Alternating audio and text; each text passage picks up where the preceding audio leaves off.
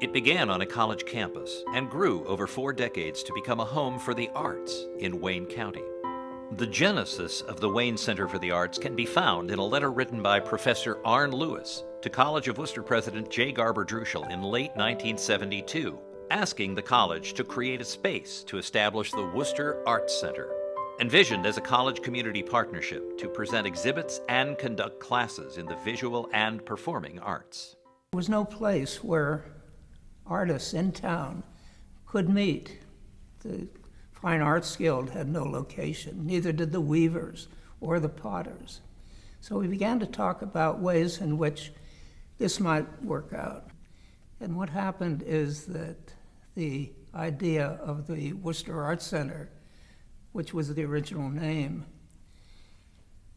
developed in the 1960s, late and early 70s. And I heard from Arne Lewis that he was wanting to get an art center established in the basement of a college building that wasn't being used anymore. It was the old Frick Library in the basement. And he thought this would be a wonderful location to have creative art classes for children and painting and drawing classes for adults and various things like this. And he thought that a community like Worcester would support that kind of arts organization, and he planned on using a lot of volunteers. With the consent of the college's board, the hard work of a dedicated group of volunteers, a $13,500 challenge grant from Donald and Alice Noble, and a community interested in expanding the arts opportunities for all ages, the Worcester Arts Center campaign moved forward. Of women, community women,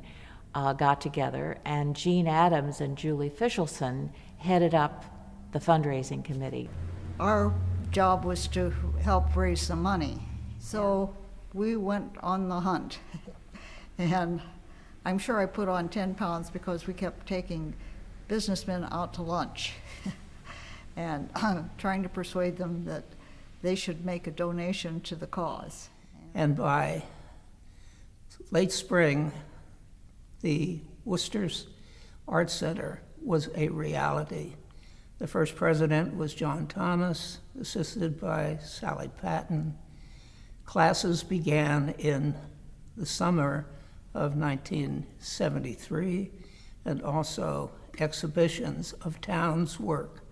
The Fine Arts Guild and students from the school system were also scheduled at that time. The new Art Center was well received, and soon it was looking for creative ways and places to accommodate all of its students, with over 70 classes offered each year.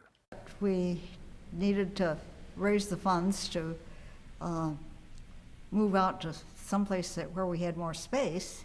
Eventually, of course, the Walnut Street School became available, where they had room for classes and so forth.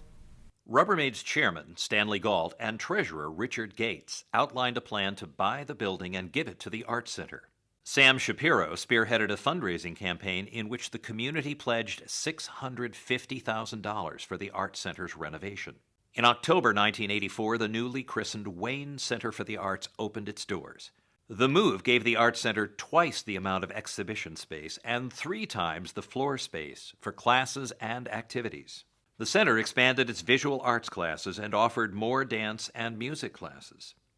Soon it became the first home of the Worcester Chamber Music Series, sponsored popular programs such as Fiddle Fest, and established its own children's chorus. Dance, and particularly ballet, became a central part of the programming, and it became apparent that a performing outlet was needed to further educate dancers in the art of performance. About 35 years ago, I started taking ballet in Judy Miller's basement, and from there she moved us over to the Wayne Center for the Arts. It grew, so much so that we had to add many classes, and when we moved into the new building, it allowed us to do that. We kept begging for more space, and we kept getting it. So we currently have 4 studios, actually, that we utilize as we grew in numbers. We saw the need for a performing outlet, and that's when we started the company and ultimately the Nutcracker and the spring performances. In the 1980s, spring performances were held on the stage at Edgewood Middle School. The very first Nutcracker performance was presented in December 1990 at the OARDC's Fisher Auditorium. Judy Miller and I had the idea to do it, and went to Rick Jones, who was the director at the time, and I think he thought we were crazy. We booked the Fisher Auditorium at the OARDC, and we started casting and rehearsals. I think it was a 10-week rehearsal period, and once the ticket sales started, it became apparent that it was going to be well received in the community. We had sellout audiences, and we actually sold tickets at the dress rehearsal. In 1994, the Wayne Center Ballet was established, and the new Worcester High School Performing Arts Center opened. The Nutcracker was presented in a brand new state-of-the-art theater, where it has continued to be performed biennially ever since. Last December, I got to watch my daughter perform in her first Nutcracker. She was, at the time, about to turn 8 years old, and I got to work backstage with all of the dancers, and it was a really, really positive experience for her, a huge confidence builder for her to be on stage at that age in front of all those people in that type of production. It was a fabulous experience. Currently, the Wayne Center's dance program has well over 100 participants in ballet, jazz, tap, and hip-hop. Today, over 1,000 people from toddlers to seniors participate annually in arts classes. Scholarship programs are funded by the Noble Foundation and the Jean Baird Scholarship for the Arts. Outreach programs are an important part of our mission.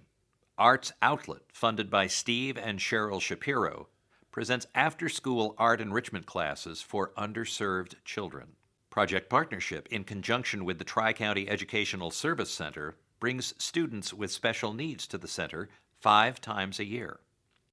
The Wayne Center also helps support and foster quality arts education in our schools, partnering with Tri-County ESC to provide teacher training workshops and presenting student artwork through our elementary, junior high, and high school art exhibitions.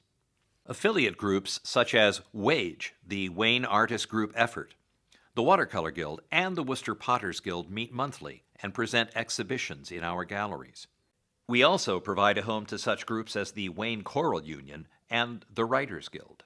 The Wayne Center for the Arts works to help ensure vitality and spark creativity throughout Wayne County.